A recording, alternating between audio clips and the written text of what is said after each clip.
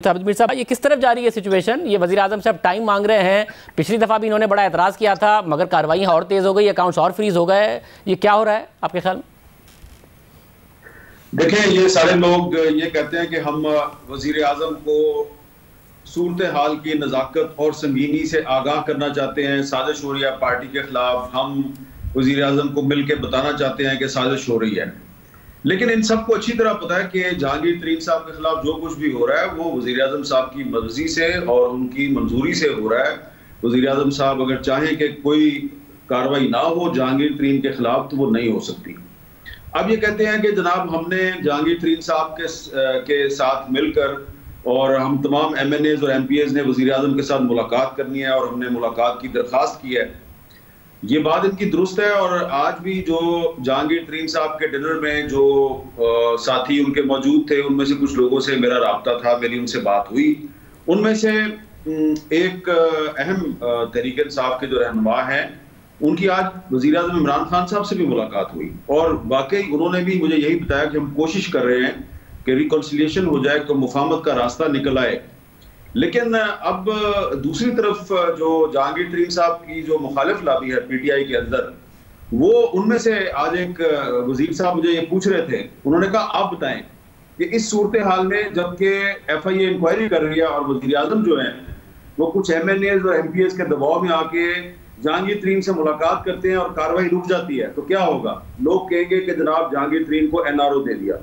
तो ये जो कुछ भी हो रहा है ये वज़ीर आज़म साहब ही के हुक्म पर हो रहा है और वज़ीर आज़म ने ये इतना बड़ा इनिशिएटिव इसलिए लिया है कि जो ऑपोजिशन अलायंस है PTM, उसके अंदर इख्तलाफात पैदा हो गए हैं, दो बड़ी पार्टियां आपस में लड़ रही हैं।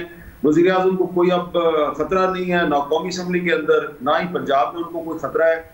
और आप देखेंगे कि आने वाले दिनों में वज़ीर आज़म साहब जो हैं वो सिर्फ जहांगीर तरीन नहीं बल्कि और भी बहुत से लोग जो हैं जिनका ताल्लुक हुक्मरान जमात से होगा, उनके खिलाफ बहुत खुलकर कार्रवाई करेंगे क्योंकि उनको प्रॉब्लम नहीं है कोई भी। मगर और हामिद साहब क्या ये जो डिनर किया है तरीन साहब ने, ये पैगाम क्या है? क्या तरीन साहब बगावत कर सकते हैं? और करेंगे तो डिनर पे तो आ गए, क्या बगावत में भी साथ खड़े होंगे? हुक्मरान जमात से कोई इतना इख्तिलाफ लेगा आगे तक बढ़ के? देखिए, इस डिनर में दो तरह के लोग थे। एक तो वो लोग हैं जो कि जेन्युइनली काफी अरसे से नाराज हैं। कुछ लोग वो जो है जो जहांगीर तरीन साहब और इमरान खान साहब के दरमियान सुलह करवानी चाहते हैं, उनका ख्याल है सुलह हो जाएगी। लेकिन इसमें शाजिब खानजादा सा मसला ये है कि अभी चंद हफ्ते पहले जो सेनेट का इलेक्शन हुआ था, तो सेनेट के इलेक्शन में साउथ पंजाब से पाकिस्तान तहरीक इंसाफ के कम से कम 1 दर्जन के करीब जो MNAs थे, उन्होंने पीपल्स पार्टी के उम्मीदवार को सिर्फ इस शर्त पर, इस वादे के साथ वोट दिया था कि अगले इलेक्शन में इनको मुस्लिम लीग नून का टिकट मिलेगा, और इन्होंने वोट दे दिया गिलानी साहब को, वो जीत गए। और उसके बाद गिलानी साहब की वजह से PTI के ये जो MNAs हैं ये फंस गए और अब मुस्लिम लीग नून की और पीपल्स पार्टी की लड़ाई हो गई है। तो इमरान खान साहब को इन MNAs का भी पता है, इनमें से भी कुछ MNAs जो हैं वो आज जहांगीर तरीन साहब के साथ थे। तो मैं आपको कहना चाह रहा हूँ कि इसमें कोई शक नहीं कि अरकान कौमी असम्बली और सूबाई असम्बली की एक बड़ी तादाद जो है, बहुत बड़ी तादाद नहीं है लेकिन एक मुनासिब तादाद जो है वो जहांगीर तरीन साहब के साथ है। कुछ लोग खामोश हैं, वो भी उनके साथ हैं, लेकिन उनके पास कोई रास्ता नहीं है। वज़ीर आज़म साहब पे अब कोई दबाव नहीं है क्योंकि ऑपोजिशन अलायंस जो है वो अंदरूनी इंतशार का शिकार है। और आप देखेंगे कि अब वज़ीर आज़म साहब कुछ इक़्तिसादी हवाले से, इकोनॉमिक इश्यूज के हवाले से बहुत सख्त फैसले करेंगे।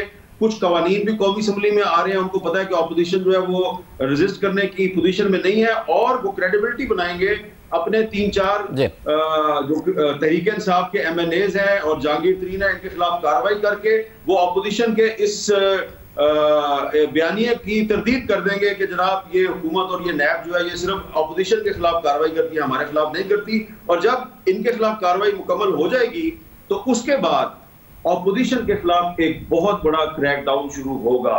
लिहाजा ये अभी एक सिर्फ इब्तिदा है, इब्तिदाए इश्क है। आगे देखिए होता है क्या। बहुत शुक्रिया हामिद मीर साहब हमारे साथ मौजूद थे, तज़िया दे रहे थे।